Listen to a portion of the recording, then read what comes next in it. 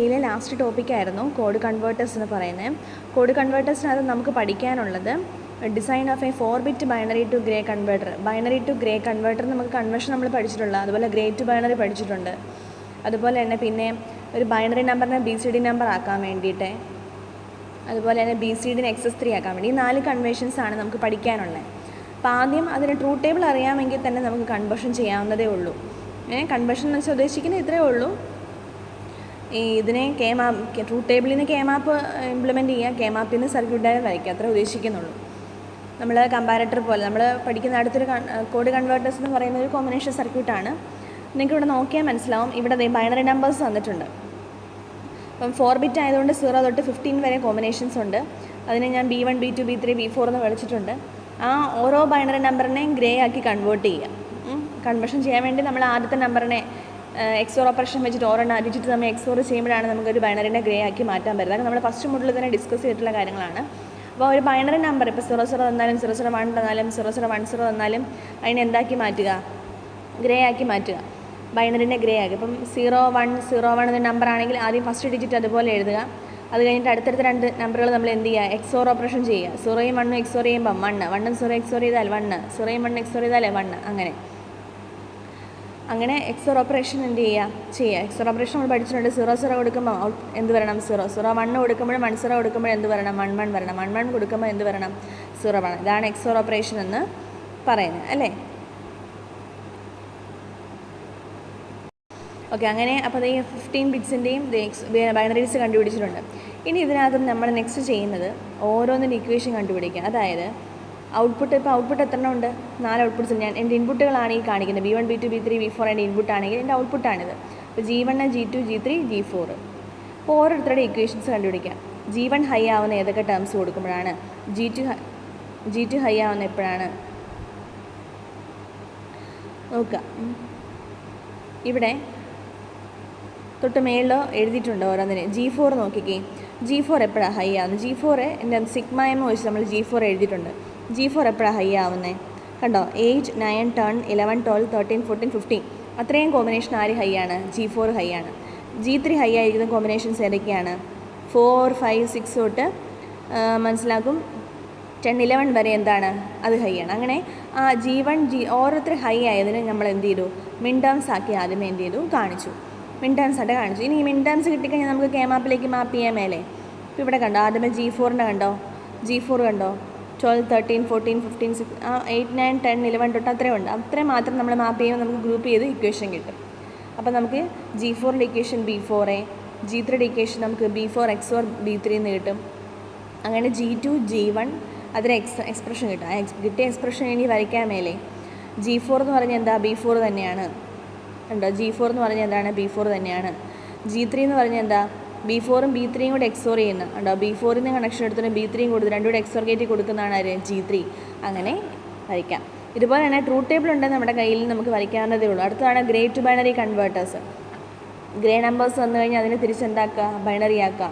നേരത്തെ പോലെ തന്നെ ഡയഗണലി എന്ത് ചെയ്യണം? XOR ഓപ്പറേഷൻ ചെയ്യുമ്പോഴാണ് നമ്മൾ ഒരു ഗ്രേ നമ്പർ നമുക്ക് ബൈനറി ആക്കാനായിട്ട് പറ്റുന്നത്, അല്ലേ?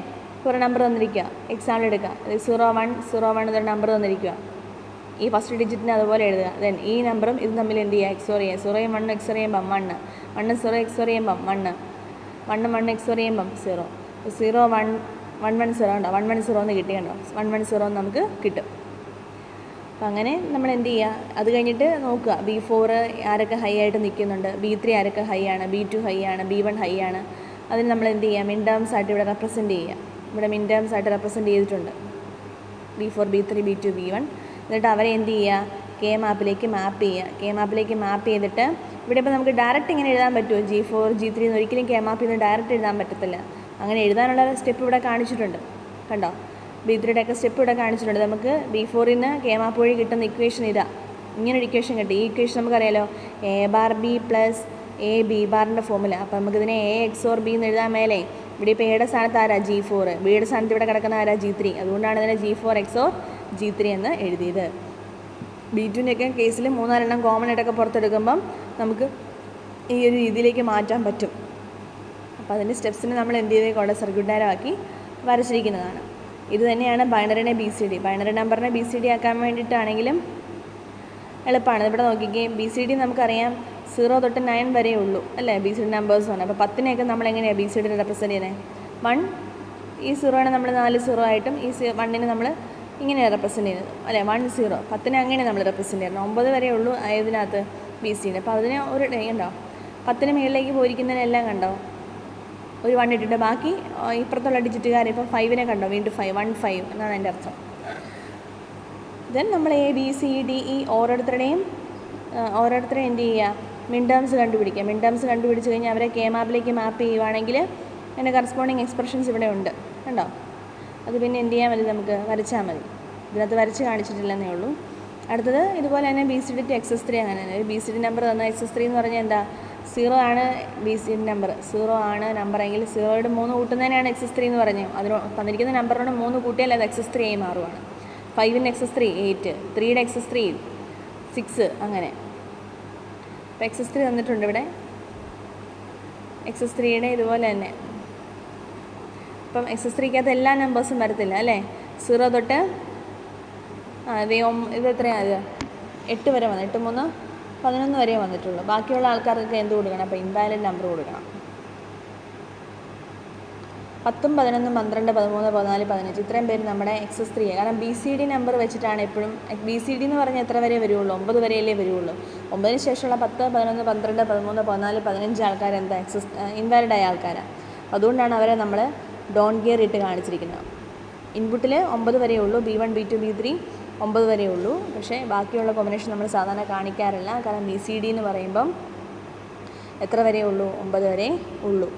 അതിന് മേളിലേക്ക് വന്നു കഴിഞ്ഞാൽ നമ്മളതിനെ ഡബിൾ ഡിജിറ്റായിട്ടാണ് കാണിക്കാറ്. അപ്പോൾ നമ്മൾ ആ ഡോൺ ഗിയർ കിട്ടിയ കേസുകൾ നമുക്ക് കെ മാപ്പിലേക്ക് തന്നെ മാപ്പ് ചെയ്യാം. ഡോൺ ഗിയർ ആക്കി ഇട്ടിട്ടുണ്ട്. ഡോൺ ഗിയർ ആയിട്ട് മാപ്പ് ചെയ്യുകയാണെങ്കിൽ ഗ്രൂപ്പ് ചെയ്യുകയാണെങ്കിൽ നമുക്ക് എക്സ്പ്രഷൻ കിട്ടും. എക്സ്പ്രഷൻ കിട്ടിയാൽ പിന്നെ അത് വരയ്ക്കാവുന്നതേ ഉള്ളൂ.